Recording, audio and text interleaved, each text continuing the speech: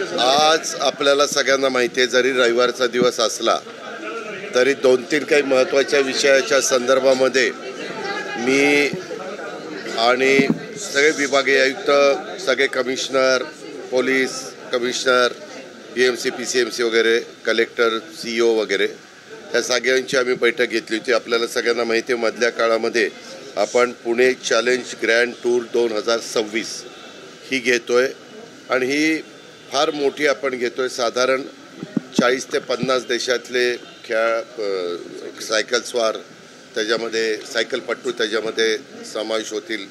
आज ते ऑल इंडियाच्या लेवलचे पण बाकीचे सगळे मान्यवर त्या फेडरेशनचे आलेले होते आणि त्याच्यामध्ये चर्चा झाली. त्याच्यामध्ये स्टेज 1, 2, 3, 4 आपण करतोय.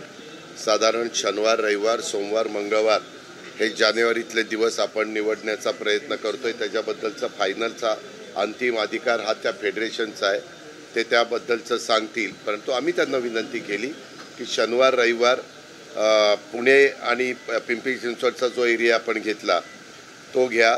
नंतर एक एरिया पवना आणि त्या बाकीचा आहे तो एक घ्यायचा आहे. तिसरा एक आपला सासवड ते बारामती आहे. असे 4 एरिया आहेत. तर गर्दीचा भाग असतो तिथं शनिवार रविवार ठेवलं तर लोकांना पण त्रास कमी होईल आणि सकाळी अर्ली मॉर्निंग ते सुरू करायचं. अशा वेगवेगळ्या मग पोलिसांची जबाबदारी काय, किती लोकांची सोय करावी लागेल, काय काय करावं लागेल, ह्या सगळ्याची साधक बाधक चर्चा बराच वेळ जवळपास 1.5 तास आम्ही सगळ्यांनी केली आणि त्याच्यात कुठंही कमी पडायचं नाही. रस्ते कुठले रूट आहेत, ते रस्त्यामध्ये काही पिंपरी चिंचवडच्या मालकीचे, पुणे शहराच्या मालकीचे आणि PWDच्या मालकीचे आणि PMRDच्या 4 जणांचा संबंध ह्याच्याशी येतो. तर त्या चौघांनी कुठली कुठली जबाबदारी पार पाडायची आहे. अशा दर 15 दिवसाला ह्याच्याबद्दल एकत्र बसलं जाणार. दर 15 दिवसाला हे अधिकारी लोक बसतील आणि पुढच्या 15 दिवसात पुन्हा ते बसतील त्यावेळेस मी त्याच्यामध्ये असेल. म्हणजे मी महिन्याला मीटिंग घेईल आणि राज्य सरकारच्याकडनं जे काही मुख्यमंत्र्यांच्या स्तरावर बैठक होऊन त्याला मी पण हजर होतो. तिथं जी चर्चा झाली तिथं सरकारकडनं आम्हा लोकांच्याकडनं सगळी मदत होईल. अशा प्रकारे अतिशय खेळीमेळीच्या वातावरणामध्ये ही चर्चा झाली. स्पोर्ट्स विभागाचे पण सगळे अधिकारी होते. जे जे विभाग हे त्या रूट कुठले आहेत त्याची पण त्यांनी आधीच पाहणी केलेली होती आणि त्याबद्दल त्यांनी समाधान व्यक्त केलं. आपण देश पातळीवर म्हणजे ही जगापर्यंत पोचावी, ह्याच्यातनं आपलं इथलं टुरिझम पण वाढावं, म्हणजे पर्यटन वाढावं, हा आपल्याला त्याच्या पाठीमागचा दृष्टिकोन आहे. आणि एक अलीकडे तुम्हाला माहिती आहे की जगात सगळीकडंच हे प्रदूषण मोठ्या प्रमाणावर होतोय, तर सायकलवर प्रवास करणाऱ्यांची संख्या वाढती आहे वगैरे वगैरे, या सगळ्या गोष्टीची चर्चा झाली. दुसरं तुम्हाला माहिती आहे, गेल्या रविवारी मी अधिकाऱ्यांना घेऊन हिंजवडीला गेलेलो होतो आणि तिथं काही स्पॉट आम्ही बघितले. तुमच्यातले पण काही सहकारी मित्र त्याच्यामध्ये समावेश झालेले होते. त्याच्याबद्दल आज आठवडा झाला. तर काय काय झालं त्याच्याबद्दलची जबाबदारी आपण म्हसेंच्यावर टाकलेली होती, आपण कलेक्टरवर टाकलेली होती, आपण MIDCवर टाकलेली होती, आपण PWDवर टाकलेली होती. कासारसाईवरून जो काही कॅनॉल निघतो त्या कॅनॉलवर रस्ता करायचा त्याची जलसंपदा विभागावर टाकलेली होती आणि PMC PCMC कमिशनर. तर त्याचा आम्ही आढावा घेतला. त्याच्यात बऱ्यापैकी काम सुरू झालेलं आहे. त्याच्यात आपल्याला अनधिकृत बांधकामाच्या बद्दलचं पण जे काही अतिक्रमणं काढायची ती पण काढायला सुरुवात झाली. आपण ज्या स्पॉटवर सकाळी 6ला गेलो होतो तिथं ते रस्ता करायचा होता तो पण त्यांनी पूर्णपणे बुजवलेला आहे. त्याच्यामुळं तिथल्या हिंजवडीच्या बऱ्याच जणांनी मागच्यापेक्षा कुठंतरी आमचे प्रश्न सुटायला सुरुवात झालेली आहे, एक आशावाद अशा पद्धतीनं त्यांनी सांगितला. टंडन म्हणून एक जण आहे, त्यांना तिथं सर्वे करायला सांगितलं. वरच्या भागातनं पाऊस कुठनं कसा येतो आणि किती पाणी त्या ओढ्यात होतं, कुठले ओढे अडवले गेलेले आहेत, कुठले ओढे बुजवले गेलेले आहेत, कुठल्या ओढ्यावर बिल्डिंग केलेली आहे, त्याला सगळ्यांना स्टॉप वर्क केलेलं आहे. आम्ही ते बिल्डिंग पण पाडणार आहे. जिथं फारच मोठ्या बिल्डिंग असतील तिथं दुसरा काय पर्याय होऊ शकतो तो जलसंपदा विभागाला पण बघायला सांगितलं, MKVDCला. आणि त्या टंडनला पण बघायला सांगितलेलं आहे. दोघांचंही सर्वेक्षण व्यवस्थितपणे चाललेलं आहे. ते वरपासून पार आपल्या नदीपर्यंत ते ओढे जातील अशा प्रकारचं त्याची रुंदी किती आहे, त्याची लांबी किती आहे, सरकारी मालकीची जागा किती आहे, असं सगळं काढायला सांगितलं आहे. त्याचं मात्र सर्वेक्षण चाललेलं आहे. आणि हे जर आमचं वेळेमध्ये करण्याचा माझा प्रयत्न आहे, माझ्या सहकारी अधिकाऱ्यांचा प्रयत्न आहे. पण ते जर झालं तर मधी जे काही हाहाकार माजला होता पाऊस पडल्यामुळं आणि हे सगळे ओढे बुजवल्यामुळं, छोटे छोटे तिथं जागा ठेवल्यामुळं ते बऱ्यापैकी हिंजवडीचा प्रश्न निकाली निघेल. बरेच रस्त्यांचे प्रश्न आम्ही घेतलेले ते पण सोडवायला सांगितलेले. त्याची पण प्लॅन इस्टिमेटची कामं सुरू झालेली आहे. काही पैसे MIDC देते, काही पैसे PMRDA खर्च करत आहे आणि जिथं कशातच खर्च करता येणार नाही तिथं DPC किंवा PWD अशा पद्धतीनं मी त्याच्यामध्ये करायचं ठरवलेलं. आता उदाहरण तुम्हाला सांगायचं म्हटलं तर इथं बघा, पुणे मेट्रो 3 लाईन स्थानिक क्रमांक 4 रस्ता मोकळा करणं, ह्याच्यात काय झालं काय नाही, अशा प्रत्येक गोष्टीच्या संदर्भातले नैसर्गिक ओढ्याचे रुंदीकरण आणि प्रवाह खुला करणं, त्याच्याबद्दलची काय कारवाई झाली. काही ठिकाणी तुम्हाला माहिती ओढ्यातच भाजी मंडई करायचं चाललेलं होतं, तर मान देवी मंदिराजवळील भाजी मंडईचं काय. नंतर काहींनी असं सुचवलं की दादा तिकडून थोडंसं आपण खिंडीत सारखा रस्ता केला तर लोकांना सोयीचं होईल, तोही सर्वे करायला सांगितलेला आहे. त्याचबरोबर लक्ष्मी चौक ते उड्डाण पूल तो तयार करायचा. ह्या सगळ्या गोष्टी चर्चा अतिशय व्यवस्थितपणे झाली. रस्ते विकसित करणं, घोटावडे मान हिंजवडी मारुंजी कासारसाई रस्ता, तो नंतर वाशाण सूस पिरंगुट रस्ता, नंतर म्हाळुंगे नांदे मुलखेड घोटावडे रस्ता, नंतर पद्मभूषण चौक माण चांदे फाटा विकसित करणे आणि तुमचा सुविधा भूखंड. म्हणजे आता आम्ही काही बाबतीमध्ये तिथल्या ग्रामपंचायतींनी चुका केल्या त्या दुरुस्त करत असताना त्यांना पण काही जागा देण्याची गरज आहे. उदाहरणार्थ भाजी मंडई करता किंवा आणखीन काही इतर ज्या गावच्या सार्वजनिक गोष्टीच्या करता जागा लागतात त्याच्यामध्ये अम्युनिटी स्पेस ह्याची मागणी त्यांनी केलेली आहे. PMRDAला सांगितलेले तुमच्या ज्या काही आरक्षण आहेत त्याच्यातल्या त्या जागा त्यांना सुचवा.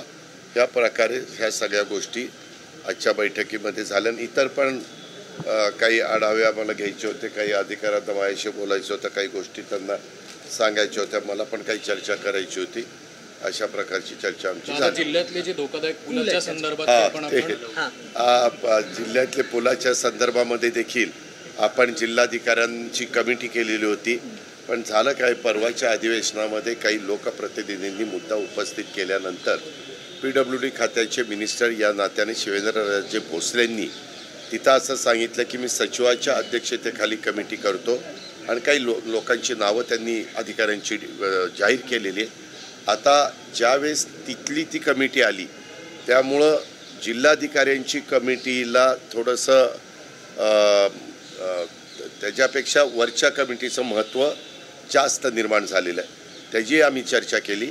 जिल्हाधिकाऱ्यांनी जो काही अभ्यास केला आत्तापर्यंत चौकशीच्या निमित्तानं ती सगळी माहिती ते सचिव महोदयांना देतील आणि मग सचिव महोदय त्याबद्दलचा निर्णय घेतील. पण आपण मात्र आपल्या जिल्ह्यामध्ये असणारे ज्यांची वापर करण्याची क्षमता संपलेली आहे, स्ट्रक्चरल ऑडिट करून ते लोकांच्या रहदारीच्या करता योग्य राहिलेले नाही आहेत, धोकादायक झालेले, अशा प्रकारचे ब्रिज पाडायला मी आज त्यांना सांगितलेलं आहे.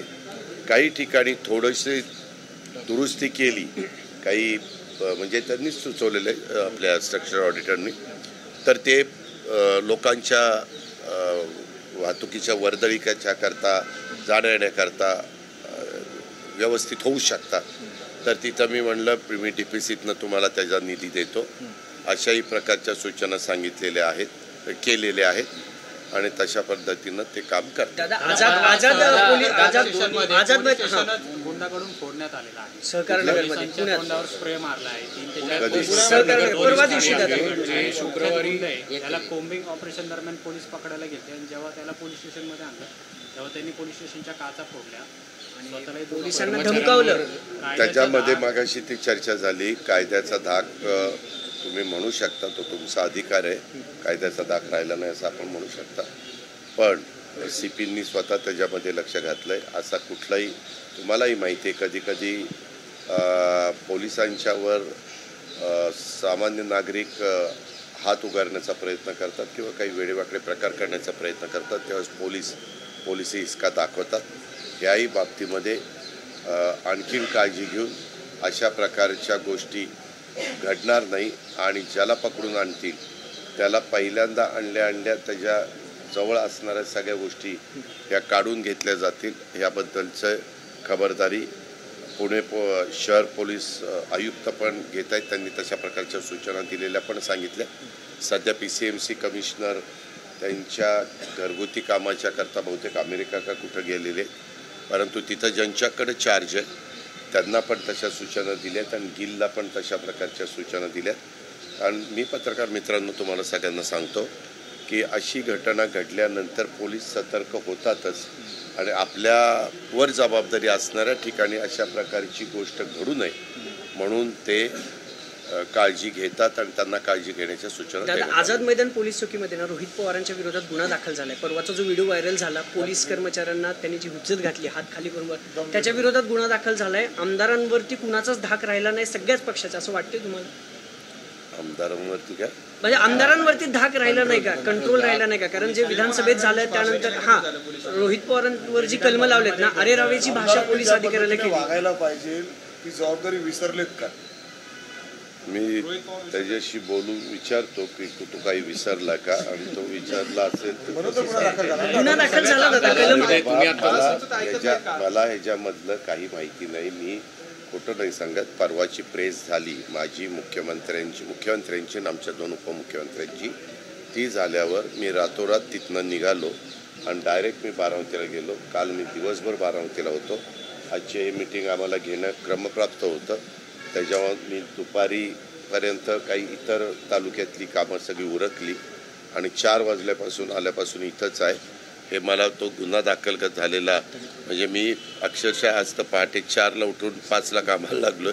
त्याच्यावर मी काही TV बघितलेलं नाही, पण तुम्ही सांगताय ही गोष्ट नक्कीच खरी असेल असं गृहीत धरून मी त्याबद्दलची माहिती घेतो. पण सगळ्यांनीच, आम्ही कोणी लोकप्रतिनिधी असला, तो सत्ताधारी पक्षाचा असो किंवा विरोधी पक्षाचा असो, बाबासाहेब आंबेडकरांनी जे संविधान आपल्याला दिलेले, जी घटना दिलेली, जे कायदे केलेले, त्याचा जरी कोणी 5 लाख लोकांचं प्रतिनिधित्व करत असेल, 25, 26, 30 लाख लोकांचं प्रतिनिधित्व करत असेल किंवा राज्याचं प्रतिनिधित्व करत असेल, तर त्यांनी ह्या सगळ्या गोष्टीचं भान ठेवून, मी नेहमीच लोकांना सांगत असतो की बाबा सुसंस्कृत महाराष्ट्राची जी काही परंपरा, शिकवण ही आपल्याला स्वर्गीय यशवंतराव चव्हाण साहेबांनी सांगितलेली आहे, ती नुसती ऐकायची नाही तर ती कृतीमध्ये पण आणण्याचा प्रयत्न हा प्रत्येकाने केला पाहिजे.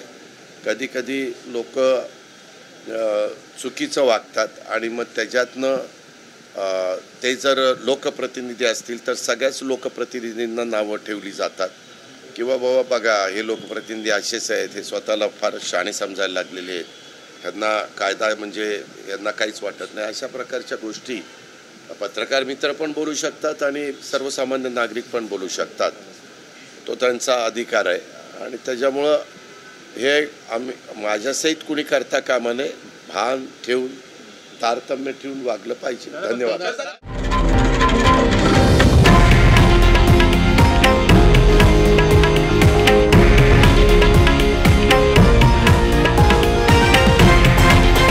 हे आहे देशातील नंबर 1 न्यूज नेटवर्क आणि आपण पाहत आहात TV9 मराठी, एकमेव.